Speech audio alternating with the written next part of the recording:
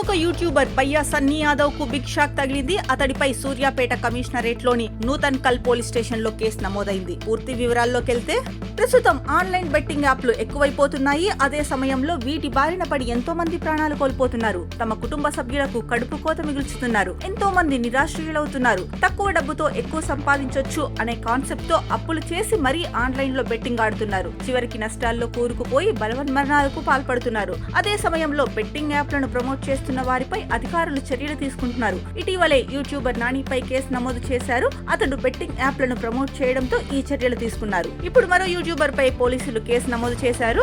బయ్యా Sandeep alias Sunny Yadav తన social media ఖాతాలైన Telegram, Instagram, YouTube, Facebook ద్వారా ఆన్లైన్ బెట్టింగ్ యాప్లను ప్రమోట్ చేస్తూ వీడియో పోస్ట్ చేశాడని ఆరోపిస్తూ TGRTC MD VC Sajjanar X వేదికగా ఫిర్యాదు చేశారు. దీంతో ఆయన ఫిర్యాదుతో సూర్యాపేట కమిషనరేట్ లోని నూతన్ కల్ పోలీస్ స్టేషన్ లో బయ్యా సందీప్ పై కేసు నమోదు చేశారు.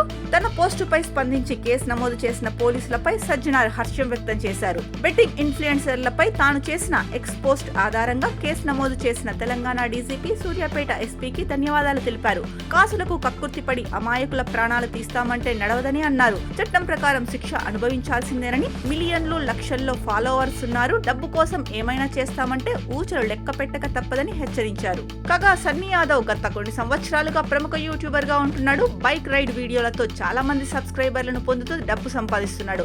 అయితే అతడు మరింత సంపాదించాలనే ఉద్దేశంతో ఆన్లైన్ బెట్టింగ్ యాప్ లో నిర్వాహకులతో కుమ్మక్కయ్యాడని సజ్జనార్ ఆరోపించారు. తక్కువ పెట్టుబడితో సులభంగా డబ్బు సంపాదించాలని ఆశ చూపి బెట్టింగ్ యాప్లలో పెట్టుబడి పెట్టేలా చేశాడని తెలిపారు. ఇలా బెట్టింగ్ యాప్లను ప్రోత్సహించడం ద్వారా సన్నీ యాదవ్ యువతను తప్పుదారి పట్టిస్తున్నాడని ఆరోపిస్తూ ఇది కొన్ని సందర్భాలలో ఆత్మహత్యకు దారి తీస్తోందని చెప్పారు. దీనిపై కేసు నమోదు చేసిన పోలీసులు ఐటీ చట్టం 2000-2008లోని 111-2-318-4 RW 61-2 BNS 3-4 TSGA 66C-66D తో సహా అనేక సెక్షన్ల కింద కేసు నమోదు చేశారు. యువతకు హాని కలిగించడంలో యూట్యూబర్ సన్నీ యాదవ్ ప్రమేయం ఉందని తెలిపారు.